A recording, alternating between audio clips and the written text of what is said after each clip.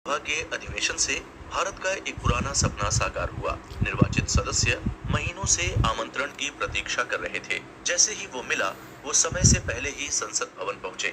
संविधान सभा के शुरू होने की प्रतीक्षा का दृश्य कैसा रहा होगा? क्या बहुत उल्लास और उत्साह का वातावरण था? साधारणतः ऐसा ही होना चाहिए था। जो वातावरण उस दिन उस प्रहर में था, उसके लिए कल्पना लोक में विचरने की कोई जरूरत नहीं है। संविधान सभा के कई सदस्यों ने इस बारे में अपने संस्मरण लिखे और बोले हैं।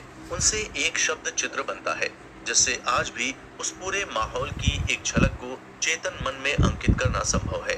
वैसे ही जैसे सफेद पर्दे पर तस्वीर दिखती है, स्वाभाविक रूप से कोई भी कल्पना करेगा कि वो घड़ी उल्लास, उत्साह और उत्सव की रही होगी। लेकिन जाने माने संविधानविद के एम मुंशी के संस्मरण में वो यथार्थ है जो उन्होंने देखा और यथावत लिपिबद्ध किया। चारों तरफ उत्तेजना थी। भारत के लिए महान दिन आकाश से उतरा था। भारतीय अपना संविधान बनाने जा रहे हैं, लेकिन असंतोष और अप्रसन्नता चारों तरफ है। करीब 75 साल पहले की उस ऐतिहासिक घटना के बारे में आज जो कोई भी ये सुनेगा कि उस समय जब संविधान सभा के सदस्य संसद भवन में आ गए थे, तब उत्तेजना, असंतोष और अप्रसन्नता थी, तो वह उन कारणों को जानने के लिए उत्सुक हो उठेगा। वो खुद से पूछेगा कि आखिर ऐसा क्यों था। इसका गवाह इतिहास स्वयं है। इतिहास से बड़ा न्यायकर्ता दूसरा नहीं होता। परिस्थितियां विपरीत थीं, लेकिन संविधान सभा के सदस्यों का संकल्प उससे अप्रभावित था। इसलिए वे एकत्र हुए। संविधान निर्माण का निश्चय उन विपरीत परिस्थितियों से कदापि डांवाडोल नहीं हुआ। लेकिन ऐसा भी नहीं था कि संविधान सभा के सदस्य चिंता मुक्त हों। उन्होंने देखा कि संविधान सभा पर आशंका के काले घने बादल हैं। इससे जो मनोभाव बना, वो उत्तेजना में दिखा। इसकी कल्पना की जा सकती है कि उन आशंकाओं से उत्तेजना का तत्व सदस्यों के मन और भावना में उपजा होगा। उनके मनोभाव अकारण नहीं थे। इतिहास के पन्नों में वे घटनाएं अंकित हैं। पहली घटना वो थी जिसमें एक तरफ मुस्लिम लीग अंतरिम सरकार में शामिल हुई, तो दूसरी तरफ उसने नोआ खाली सहित अनेक स्थानों पर भीषण उत्पात कराया। उससे राजनीतिक परिस्थितियां पूरी तरह से बदल गईं। महात्मा गांधी ने 2 अक्टूबर 1946 को अपना 77वां जन्म दिवस मनाया। वे उन दिनों दिल्ली के बिरला मंदिर के पास वाल्मीकि नगर की भंगी कॉलोनी में रहते थे। उनके जन्मदिन पर कैबिनेट मिशन के सदस्य स्टेफर्ड क्रिप्स ने उन्हें लिखा, आपने भारत की स्वतंत्रता का ध्येय सिद्ध करने के कार्य में अनेक वर्ष लगाए हैं। मैं कामना करता हूँ कि आप दीर्घजीवी हों, कम से कम 125 वर्ष की आयु पाएं, जिससे आप अपने परिश्रम को भारतीय जनता के सुख के रूप में परिणित होता हुआ देख सकें।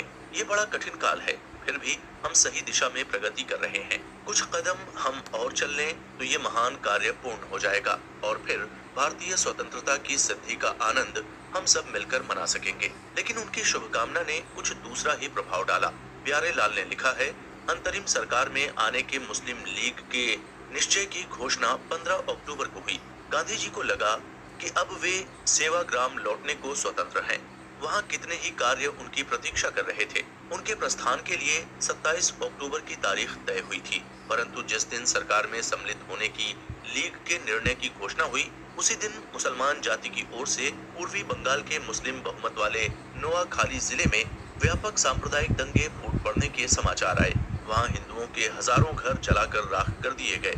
बड़े पैमाने पर लूटमार मची। जबरदस्ती से लोगों का धर्म बदला गया और मुसलमानों के साथ हिंदू स्त्रियों का विवाह करा दिया गया। लोगों की हत्याएं की गईं, स्त्रियों का अपहरण किया गया और उन पर बलात्कार किया गया। इन सब घटनाओं से गांधी जी की आत्मा में अवर्णनीय अंधकार छा गया और सेवाग्राम लौटने के बजाय कवि ब्लेक के स्वर्ण तंतु का सिरा हाथ में लेकर वे यह समस्या हल करने के लिए नोआखाली की दिशा में चल पड़े। इस भयंकर घटना से अंतरिम सरकार में परस्पर अविश्वास और लक्ष्य में टकराव की परिस्थिति पैदा हुई। ऐसे हालात में भविष्य पर प्रश्न चिन्ह था। मन को मथने के लिए वे प्रश्न मथनी बने। संविधान सभा के सदस्य भी कैसे इन बातों से अछूते रहते। यहाँ कुछ तथ्य जरूरी हैं जिनका संबंध सीधे संविधान सभा से था। इसे दूसरी घटना कह सकते हैं। चुनाव महीनों पहले हो गए थे। सामान्य परिस्थिति में जल्दी ही संविधान सभा को गठित कर दिया जाना चाहिए था, लेकिन वो टलता रहा। जवाहरलाल नेहरू ने प्रयास किए कि शीघ्र अतिशीघ्र संविधान सभा बुलाई जाए। उन्हें हर कदम पर बाधाओं के पहाड़ पार करने पड़ते थे। वे बाधाएं 3 तरफ से थीं, ब्रिटिश सरकार, वायसराय वेवल और मुस्लिम लीग। संविधान सभा में मुस्लिम लीग आए, इसलिए उसे अंतरिम सरकार में शामिल किया गया, लेकिन मुस्लिम लीग ने संविधान सभा के बहिष्कार का निर्णय बदला नहीं। उस पर वो जड़वत अडिग रही। मुस्लिम लीग को समझा लेंगे, इस आशा में वेवल ने कांग्रेस के दबाव पर आखिरकार 20 नवंबर 1946 को संविधान सभा के सदस्यों को आमंत्रण भेज दिया। ये मुस्लिम लीग के लिए एक तमाचा था।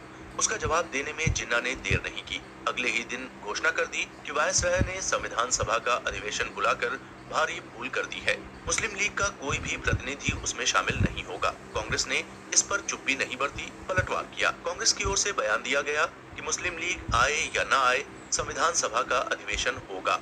इस पूरे घटनाक्रम में एक अवसर अत्यंत महत्व का है। अंतरिम सरकार में शामिल होने के कारण जवाहरलाल नेहरू ने कांग्रेस अध्यक्ष पद छोड़ा था। उनके स्थान पर आचार्य JB कृपलानी अध्यक्ष निर्वाचित हुए थे। मेरठ में कांग्रेस का अधिवेशन हुआ, वो 2 दिनों का था, 23-24 नवंबर 1946। उस अधिवेशन पर संविधान सभा की अड़चने और दुर्भिसंधियां छाई रही। खासकर जवाहरलाल नेहरू ने अपने भाषण में आरोप लगाया कि वायसराय वेवल ने अंतरिम सरकार को चलाने में निष्पक्षता नहीं बरती। मुस्लिम लीग और ब्रिटिश अधिकारियों में सांठ-गांठ हो गई है, कभी भी विस्फोट हो सकता है। उस अधिवेशन की राजनीति का जवाब जिन्ना ने 25 नवंबर को प्रेस कॉन्फ्रेंस से दिया। अपनी पुरानी घोषणा को दोहराया कि मुस्लिम लीग संविधान सभा में सम्मिलित नहीं होगी। इसी समय ब्रिटिश प्रधानमंत्री इटली ने बीच बचाव का एक प्रयास किया। उन्हें भारत का हितैषी समझा जाता था, हालांकि वो एक भ्रम था जो जल्द ही दूर हो गया। इटली ने जवाहरलाल नेहरू से अनुरोध किया कि वे लंदन आए। नेहरू ने उनका आमंत्रण मान लिया। इस तरह 1 दिसंबर 1946 को केवल नेहरू, बलदेव सिंह, जिन्ना और लियाकत अली खान कराची से लंदन के लिए रवाना हुए। वहां 3 दिन बातें हुई, सुलह की कोशिशें चली, वे अंततः विफल रहीं। 6 दिसंबर को ब्रिटिश सरकार ने जो बयान जारी किया, वो भारत में खतरे की कन फोड़ घंटी थी। उसका यह अंश संविधान सभा से सीधे संबंधित है। अगर संविधान सभा संविधान बना भी ले, तो उसमें भारतीय लोगों के एक बड़े भाग का प्रतिनिधित्व न होने के कारण सम्राट की सरकार तो यह सोच भी नहीं सकती कि ऐसा संविधान देश के किसी ऐसे भाग पर थोप दिया जाए जो उसको नहीं चाहता। इस बयान में मुस्लिम लीग की जीत थी और भारत के विभाजन के बीज थे। भारतीय लोगों के एक बड़े भाग से आशय मुसलमानों से है। इस वाक्यांश से ब्रिटिश सरकार ने मुस्लिम लीग के दावे को मान लिया। मुस्लिम लीग उस समय भारत के मुसलमानों की एकमात्र प्रवक्ता होने का दावा करती थी।